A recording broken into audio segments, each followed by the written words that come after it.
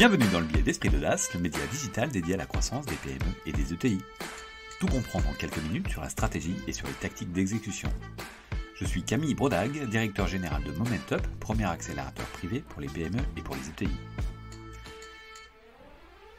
Lorsque vous lancez un projet d'innovation, êtes-vous sûr qu'une start-up n'est pas en train de développer exactement la même chose en Israël ou aux États-Unis, financée à grands coups de millions et le temps de développer votre innovation ce sera trop tard? Ou alors, êtes-vous sûr qu'une start-up dont il faudrait s'inspirer n'est pas en train de disrupter votre marché?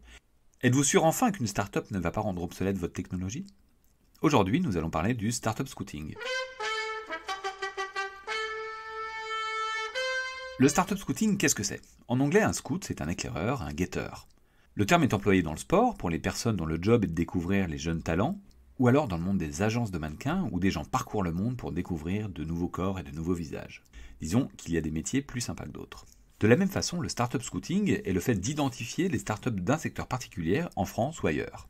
Chez Momentup, nous adorons le startup scouting et on l'intègre dans la grande majorité des cas lors de nos programmes d'accélération de PME et d'ETI ou dans nos missions de management de l'innovation.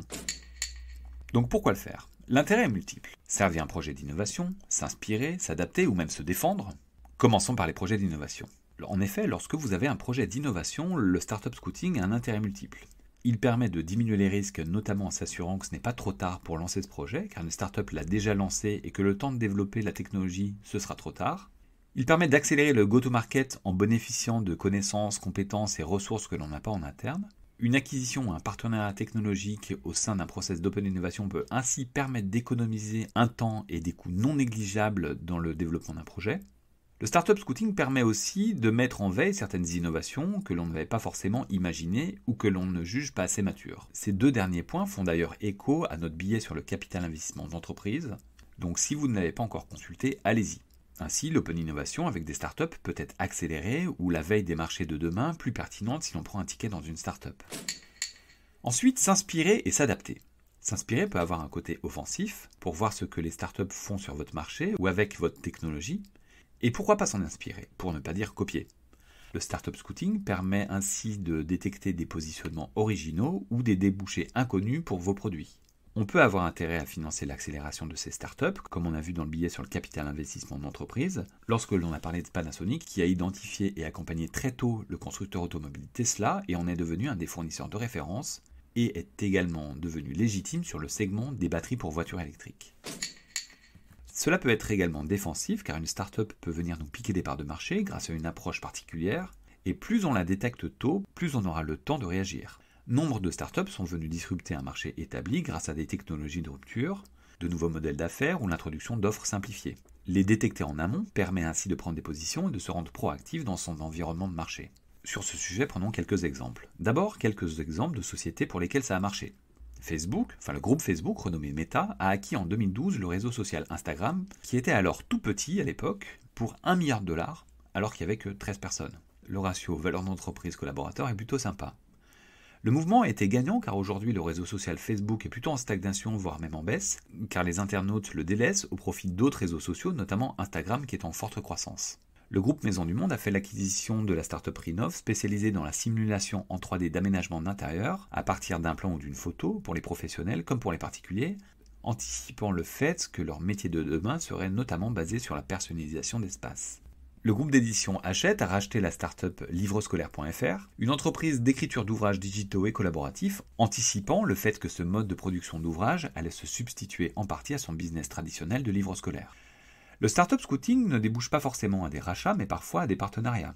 Parlons un petit peu de PME avec le transporteur de voyageurs Berthelet, qui est devenu intégrateur de la solution de mobilité innovante de navettes autonomes électriques de la startup Navia, car le startup scouting lui a permis d'identifier une substitution sur son marché traditionnel, et elle en est devenue actrice.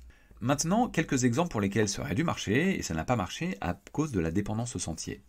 La dépendance au sentier est un concept présent en économie politique qui a été utilisé dans le monde de l'innovation par l'économiste Philippe Aghion, qui l'explique, je ne sais plus si c'est dans son cours au Collège de France ou alors son livre sur le pouvoir de la destruction créatrice, ou peut-être les deux en fait. Il l'a défini comme finalement la rigidité d'acteur pour faire autrement. Du fameux on a toujours fait comme ça et on continue. faisant ainsi par exemple que les constructeurs automobiles historiques étaient trop aveuglés par leur compétition de qui fera la meilleure moteur thermique et dépassés par Tesla qui les a attaqués sur un nouveau terrain de jeu. On peut prendre des exemples un peu tarte à la crème comme Kodak qui a raté l'évolution de l'appareil photo numérique, ou alors la chaîne américaine de distribution de cassettes vidéo Blockbuster qui a refusé en 2000 d'acheter Netflix alors en difficulté. Depuis, Netflix est devenu un géant et Blockbuster a déposé le bilan. Deux exemples enfin pour lesquels ça aurait dû marcher, mais au final, les dirigeants se sont dit bof, pas trop envie. En 2004, Google lance un des premiers réseaux sociaux, Orkut, quasiment au même moment que Facebook, juste avant d'ailleurs. On a appris en 2020, lors de la grande audition des GAFA devant le comité antitrust du Congrès américain, qu'en 2007, ils avaient songé à racheter Facebook, mais finalement ils l'ont pas fait parce que, bof, pas trop envie. Il faut savoir que sur les réseaux sociaux, Google va d'échec en échec, avec celui d'Orkut, qui, outre au Brésil, n'a jamais vraiment fonctionné, puis Google+, et puis il y en aura peut-être d'autres. Sur cette même thématique du bof pas trop envie, Elon Musk a expliqué que lors des difficultés rencontrées par Tesla lors du lancement du Model 3, il avait proposé à Tim Cook, le patron d'Apple, de racheter Tesla. Ce dernier n'a pas donné suite, et puis depuis, Apple se casse les dents sur son projet d'Apple Car et Tesla cartonne. Un autre intérêt du startup scouting est un mode plus défensif. Le monde des affaires est parfois impitoyable, car des grands groupes pouvant ainsi identifier une menace sur leur leadership technologique vont assassiner, notamment avec des démarches juridiques, des startups qui ont moins de moyens, ou alors réaliser ce qu'on appelle des killer acquisitions, c'est-à-dire qu'ils vont racheter des startups, souvent au prix fort, pour brider leur innovation ou les faire mourir et annihiler la menace. On peut par exemple prendre l'exemple de Waze, qui a été racheté en 2013 par Google. Son fondateur a commenté en 2021, je cite, « Nous aurions probablement pu grandir plus vite et plus efficacement si nous étions restés indépendants. » Toute idée que nous avions était rapidement reprise par Google Maps. Donc Google Maps est le concurrent et actionnaire de Waze.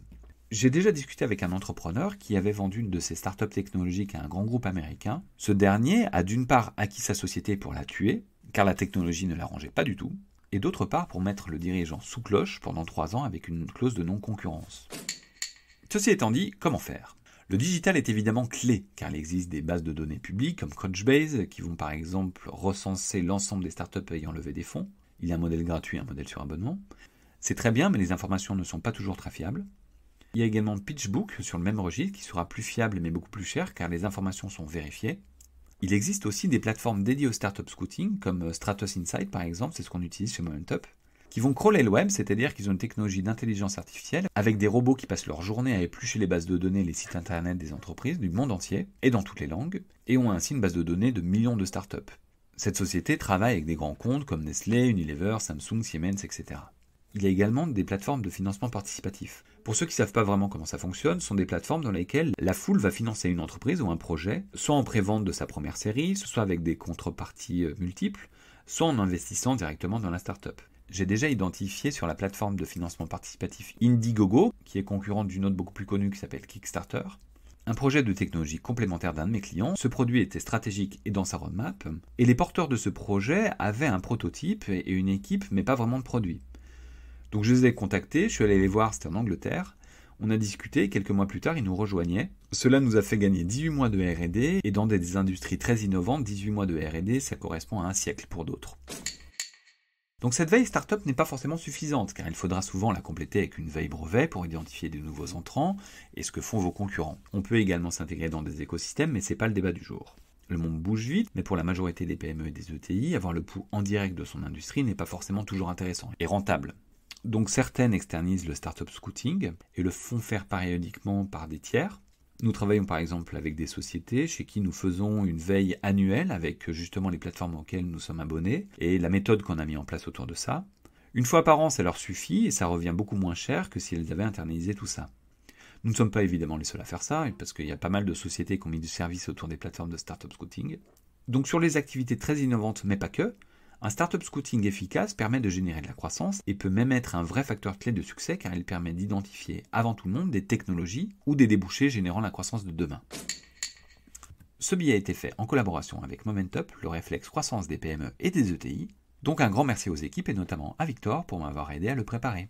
Ce billet est disponible en podcast et relayé sur les réseaux sociaux, notamment LinkedIn. S'il vous a plu, n'hésitez pas à vous abonner, le noter sur les différentes plateformes de diffusion, en parler autour de vous, le partager si vous pensez qu'il peut intéresser vos contacts, et nous laisser des messages et suggestions. À la semaine prochaine!